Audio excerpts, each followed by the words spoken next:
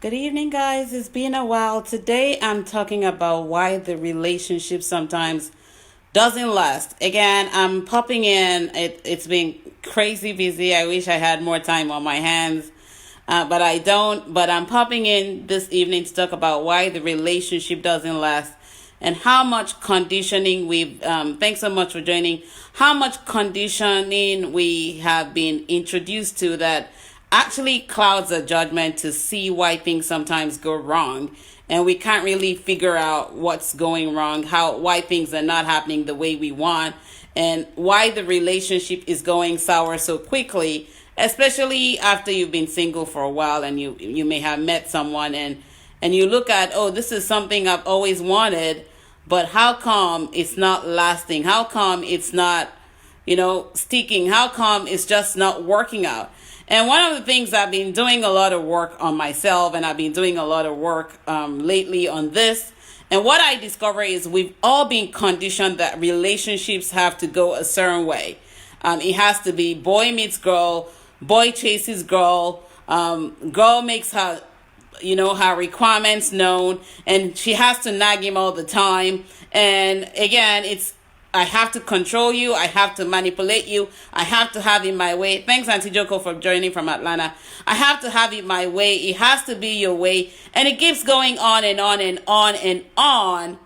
And at the most, we already have underlying issues that we may not have healed from, coupled with what we're trying to get our partners to accomplish. And then we hit rock bottom. It just gets too overbearing, and the relationship ends. Let me say this for men. When we women come on strong with our emotions, we want to show our feelings, we want to let them know how much we care, we want to be there for them.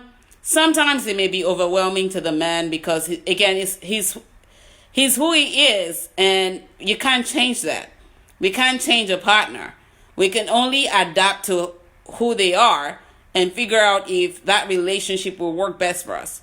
So you come in and you're coming on strong. If you come on strong to a man who is trying to move things at his pace, he will ghost on you because, again, he doesn't want to be rushed. But we women have been conditioned to believe that, yeah, I want this relationship. This is how I want it. This is what I'm going to make it. This is everything I'm going to lay at the table. But I keep telling him. But we don't see how sometimes our feelings and our emotions chase the man away. And we think, he's not good enough for us, or there's something wrong with him. But it's how much we're coming on strong. And we're not really studying the man to see who is this person behind, this face that I'm looking at. What are his characteristics? What is his nature? What am I understanding about him?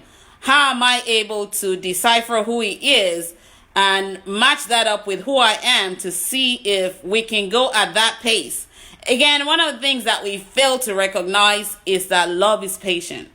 And if you're going to have to deal with someone who is not you, you have to be patient enough to figure out what will work best for both of you without running on the emotions and the feelings. Remember, I always say this: emotions and feelings expire, but what doesn't expire is love.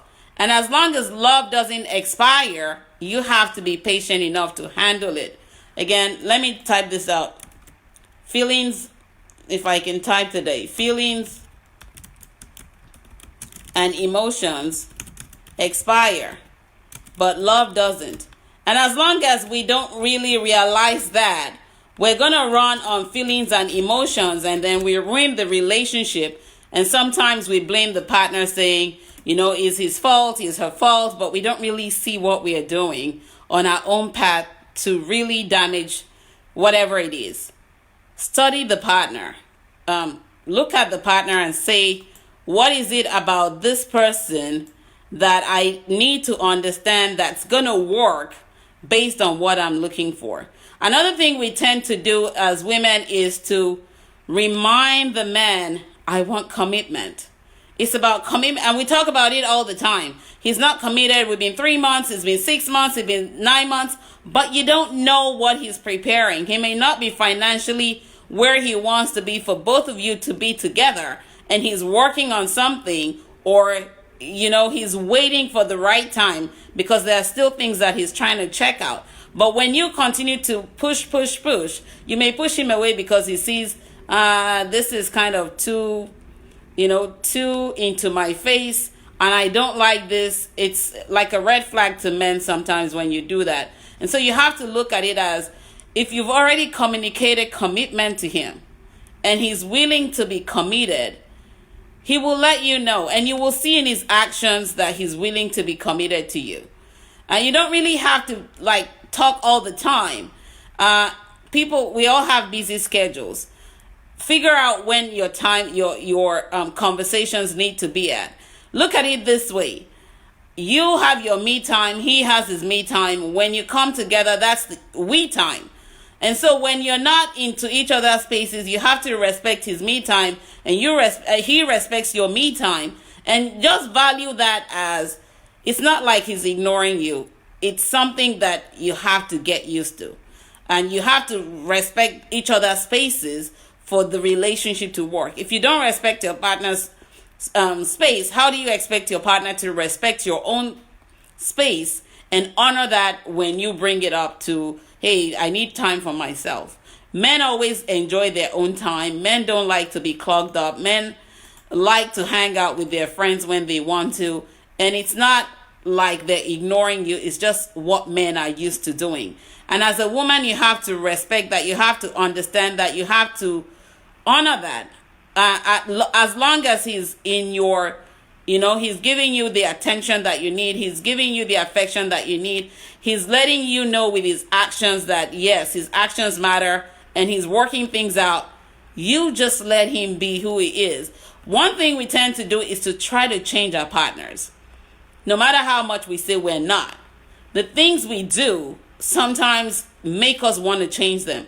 No, it has to be my way. No, it has to be your way. It has to be this way. If it's not going my way, then it means this relationship is not working. No, you have to figure out, by learning to know and understand your partner's personality. Who is this person I'm with? What is it about them that's unique? What is it about me that's unique to them? Every relationship is unique. But what we've been conditioned to believe is the happily ever after. Jane meets John, and John and Jane have to have it good all the time. But we know roses have thorns. And because roses have thorns, those thorns are going to be there. Sometimes they will choke you. And you have to really look at it and say, you know what? I'm still in here because I see the core values that we share and how we can make this relationship work, not by the worldly standards, because that's what we measure with. We measure our relationship on the worldly standards. Oh, don't love him if he doesn't do this, and if he doesn't do that. Oh, don't do this to her if she doesn't do this. No, that is conditioning your mind to believe that your relationship has to be how it is for everybody else. Your relationship has to be unique. You have to find common grounds where you both come to compromise and you both agree to do things. Again, letting each other be who they are without trying to manipulate and control, but trying to see, Osage, thanks for joining from Nigeria. Trying to see how you both can play into each other's life. Remember, you're both two separate people coming together. And because you're coming together doesn't mean he has to give up his own life for the way he does things in his own life, for the way you do things in your own life. And you don't have to give up things the way you do things in your life.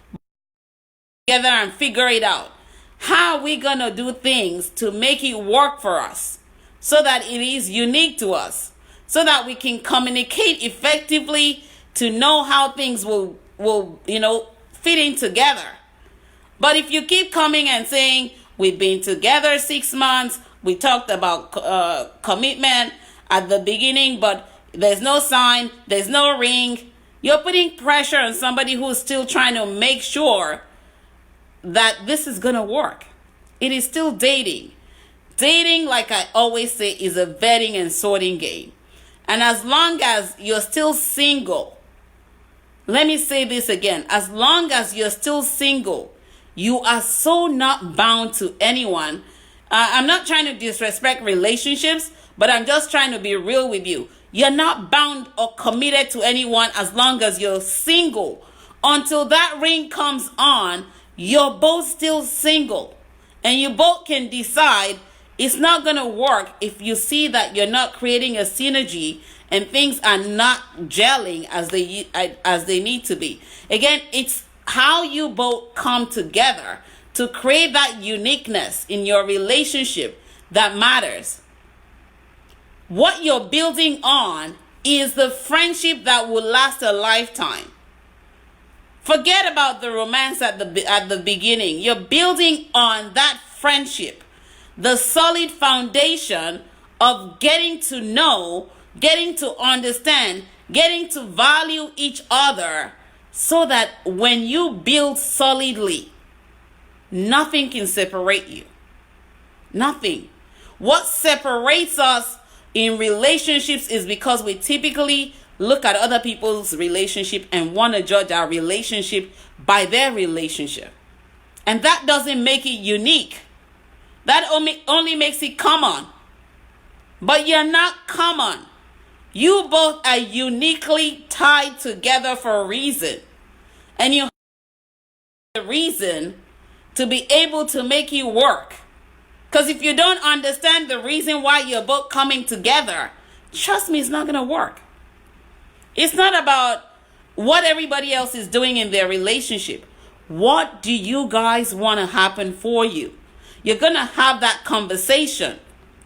You're going to build on the friendship. You're going to make each other become best friends at the beginning. Because what we tend to do is know people on the surface and we don't know them in depth. And that is why our relationships fail.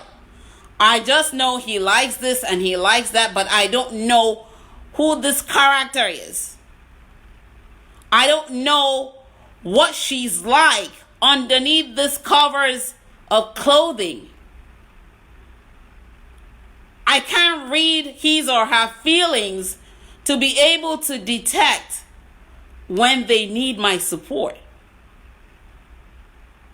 How are you showing up in a way where when your partner is going through, you can easily read because you've already learned to know and understand them? But when you don't know and understand, it's like everybody else's relationship. There's nothing unique about the two of you. You're looking at the time and saying, you know what, I'm 35, my clock is ticking, and I just want to be in this commitment. But he's looking at it like, I don't yet know you well enough. And I'm saying this because if you look at divorces, when divorces happen, I'm a divorcee, so I know this. When divorces happen, you look at your partner and you say, what the heck? Who is this person? I don't even know who this person is. Because you never really saw that side of them when you were building together. You never really knew who you were with. And you never really understood your partner. So when the conflicts start to come up, you're seeing somebody different because you haven't built on the foundation that's going to keep you to last a lifetime. What we've been conditioned to focus is on the romance. Oh, he's not calling me. Oh, she's not calling me. Oh, I don't know where he is. Oh, maybe he's cheating. Oh, maybe she's cheating. Oh, maybe he's there. Oh, maybe she's there. But you don't even know what that person's day has been like. I may be overwhelmed from work and I just don't want to have a conversation. And I just want to be. And then I get all the text messages about nastiness. And I'm like, what? I just had a bad day. All I wanted was to just relax. But the text messages may be the deal breaker. You just don't know. Because you haven't learned to know and understand your partner well enough. And so when you're pushing the partner away, you don't see what you're doing to push the partner away. What you see is what you feel, but you're not feeling what they feel. Let me say that again. What you see and want is what you feel, but you don't know what your partner is feeling, and so you're pushing your partner away. The same way we women have been told you have to be the one to chase the man. So many people shared the story of Ruth and Boaz, but they did not see how Ruth, based on Naomi's guidance, strategically placed herself in a place where Boaz can notice her. If she had not strategically done the placement to be in his field, he will never have noticed her. So it's not him wooing you. He will notice you when you have it right and you're in the right place. And you have to ask yourself, what am I presenting as a woman, as a single woman, as a divorced woman who wants to be in a relationship? What am I presenting that's making him notice me? That he can hold on to and say, you know what? I can see who she is and I really want to know her. And he does his research and you do your research, and then you start to build on the friendship to know and understand the character you're dealing with. Don't wait until divorce before you see the ugliness. Have you seen your partner angry? Have you seen them tired? Have you seen them worried? Have you been able to support in those instances? Have you seen them going through without saying anything and you just support in a way where they're like wowed by what you're doing? And you're not just waiting for, he's got to do this to me, or she's got to do this for me, or she's got to... No. Forget about what the world is conditioning you to believe about relationship. Start thinking about how your relationship can be unique to both of you by trying to figure out who you are and trying to understand who your partner is without thinking of changing, laying your requirements down, but not constantly nagging with the requirements to manipulate your partner to do things at your own time, because there's a time for everything and you have to let the time fall into place. Because if the time doesn't fall into place, guess what? The relationship is going to fall out anyway. And you're going to be hurt.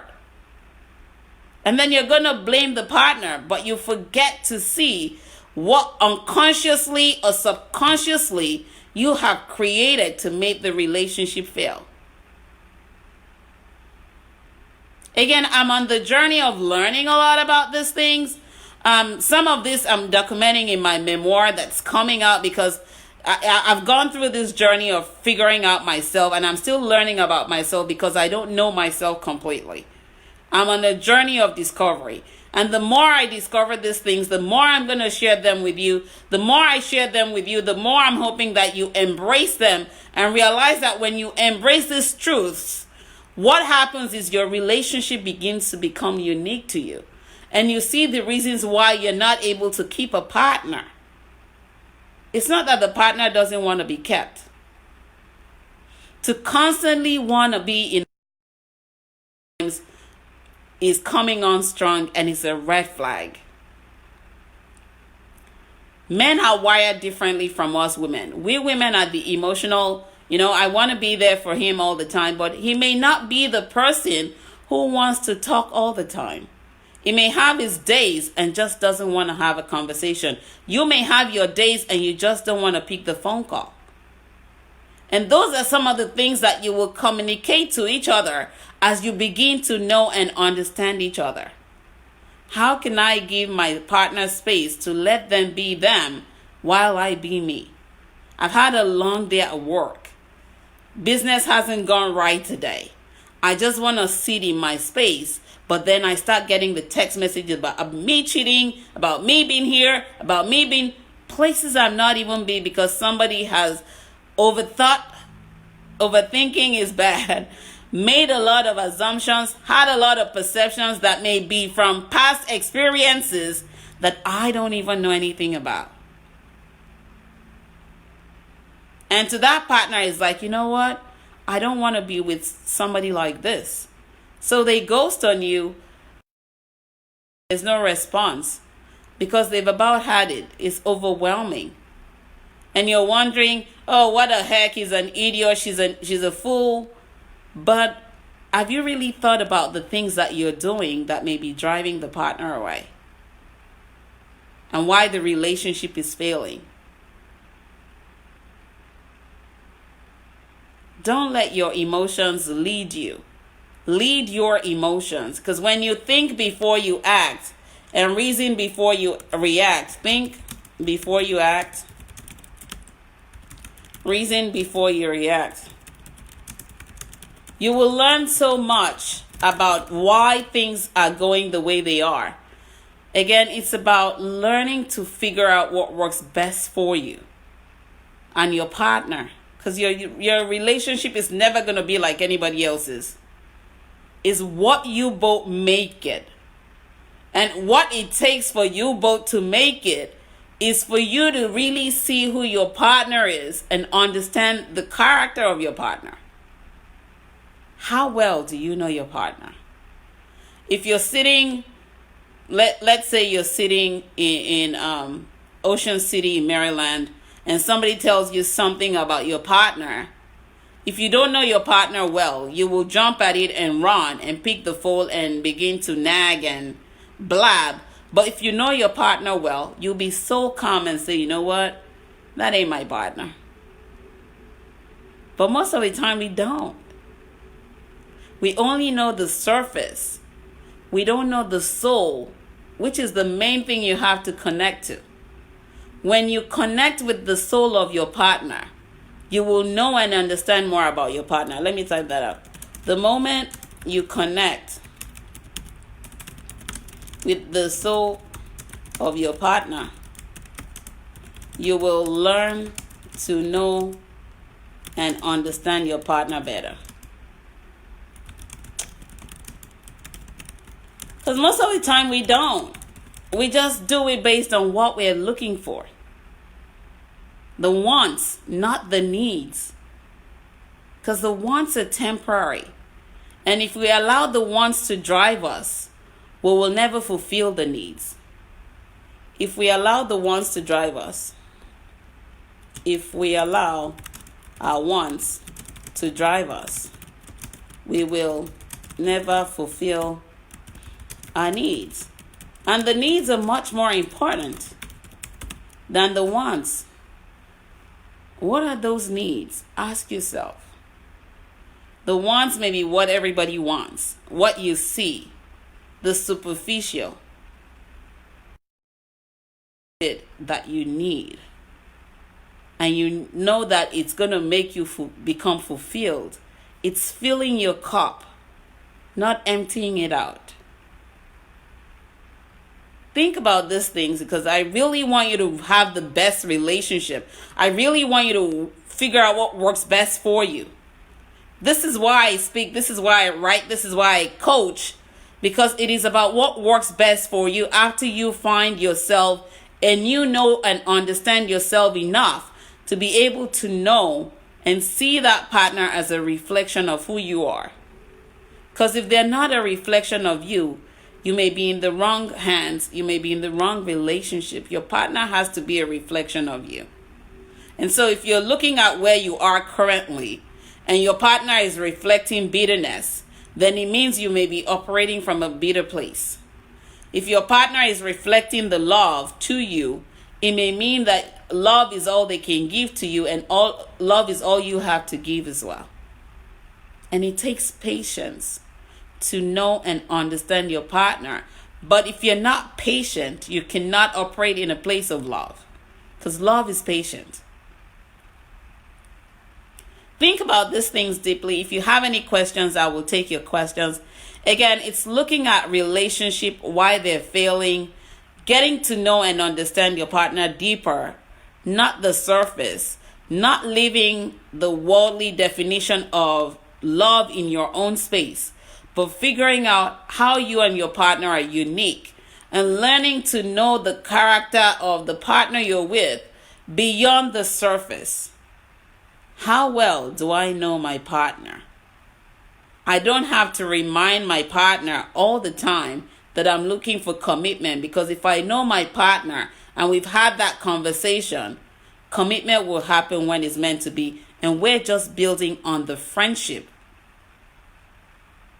and the love that we're sharing until that time comes.